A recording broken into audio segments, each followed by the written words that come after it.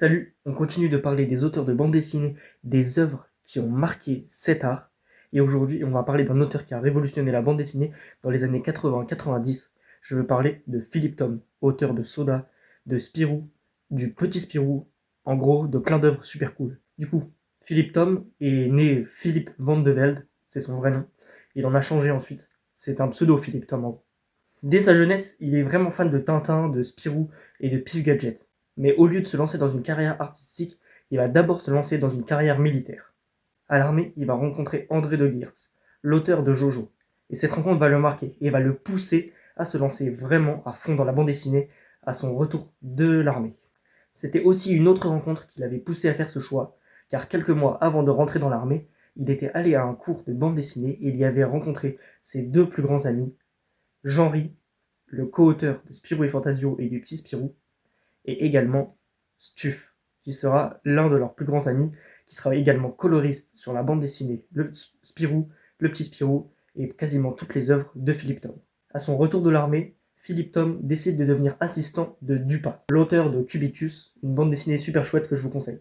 Et en parallèle de ça, pour gagner sa vie, il est aussi assistant chez Turc et de Groot, les auteurs de Léonard et de Robin des Bois par exemple. Léonard le génie, je pense que vous connaissez si vous vous intéressez à la bande dessinée, mais c'est vraiment une super série de gags que je vous conseille. Après quelques mois à travailler comme assistant, Tom et Jean-Ry, eux, ils veulent passer à l'action, ils veulent avoir leur propre bande dessinée, leur propre série. Mais il faudra attendre encore un petit peu avant d'arriver à ça.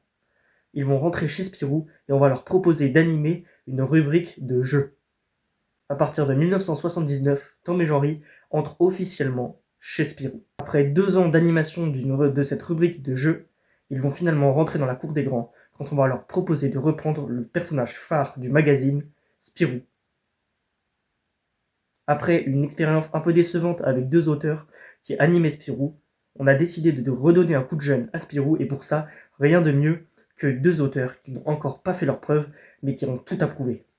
Pour ça, on va leur demander de faire une histoire courte en 6 pages pour prouver qu'ils sont capables d'animer le personnage de Spirou. Ils vont alors pondre l'histoire courte La Voix sans maître, qui est vraiment hyper originale pour l'époque et qui va plaire aux lecteurs, ce qui va faire qu'ils vont pouvoir rentrer dans l'histoire des créateurs de Spirou.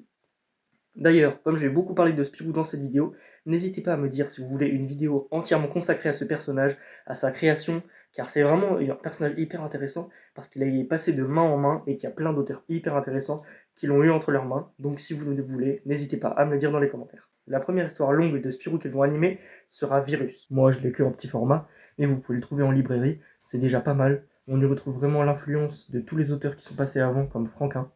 Mais cette bande dessinée est quand même pas mal, et ça présage du fait qu'ils vont être de très bons auteurs. En 1987, Tom se détache un petit peu de Jean-Ry pour faire sa propre bande dessinée tout seul. Enfin tout seul, c'est un bien grand mot, parce qu'il va faire équipe avec un autre dessinateur, Luc Varnon, créer une bande dessinée vraiment incroyable, Soda. C'est l'histoire d'un policier new-yorkais qui fait croire à sa mère qui a des problèmes au cœur, qu'il est pasteur pour ne pas l'inquiéter. C'est une série très violente qui se détache beaucoup du style qu'il a employé dans Spirou. C'est une série qui est un petit peu plus pour les adolescents, voire les adultes, et on peut vraiment sentir qu'il se détache des codes qui lui étaient imposés dans Spirou et qu'il peut créer l'œuvre qui lui plaît. Rapidement, le dessinateur Luc Varnant va devoir arrêter la série pour raisons personnelles, mais Tom aime vraiment cette série et le personnage de Soda qu'il a créé, alors il va décider de continuer avec celui qui n'était encore que son assistant jusqu'à maintenant, Gazzotti. Dès le tome 3, Gazzotti reprend le dessin. Au début, il est vraiment influencé par le style de son aîné Luc Varnant, mais il va rapidement s'en détacher pour obtenir son propre style. D'ailleurs, vous connaissez peut-être Gazzotti pour son autre série phare, qui s'appelle Seul.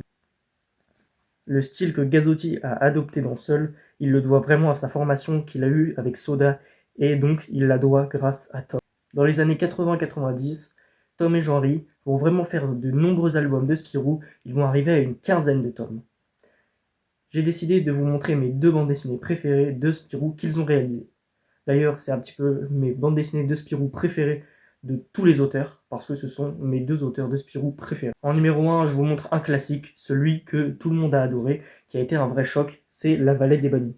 J'ai également cette bande dessinée en grand format. Vous allez peut-être mieux voir les images comme ça. Il est en noir et blanc en plus, et c'est vraiment magnifique.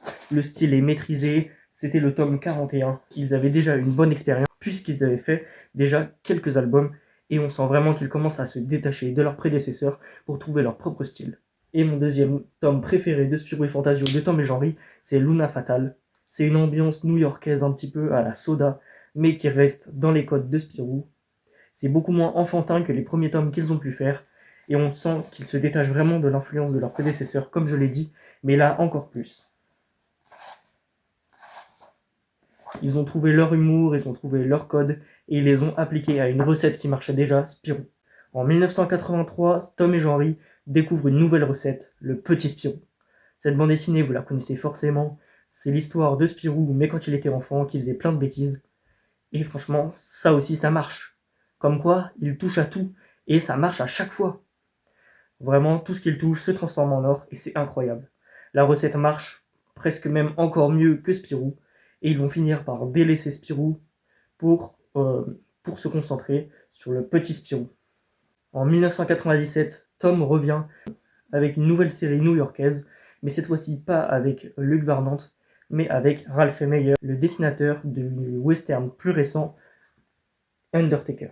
La série s'appelle Berceuse assassine, elle est encore plus violente que Soda, elle a même plus l'humour qu'avaient les premiers tomes de Soda, désormais c'est plus que de l'action pure, et c'est vraiment magnifié par le scénario de Tom, qui est vraiment tranchant, et le dessin magnifique de Ralph Meyer.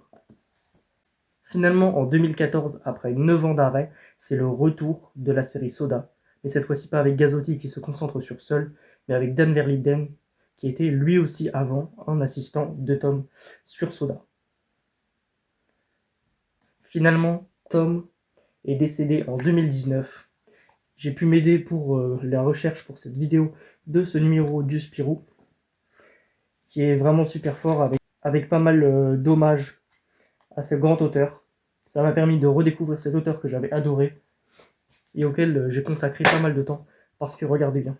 Il y a quelques années, Soda était mon personnage préféré et j'en avais même fait une petite pancarte comme ça. Bref, que cet auteur, qui est pourtant déjà assez ancien, continue de marquer des générations. J'espère que si vous ne le connaissez pas encore, cette vidéo va vous pousser à découvrir son œuvre. Je vous conseille vraiment Soda, mais également Spirou, Berceuse assassine, bref, tout ce qu'il a fait. Voilà, j'espère que cette vidéo vous a plu. Si vous avez le nom d'un auteur ou d'une œuvre dont vous voudriez que je parle, n'hésitez pas à le mettre dans les commentaires.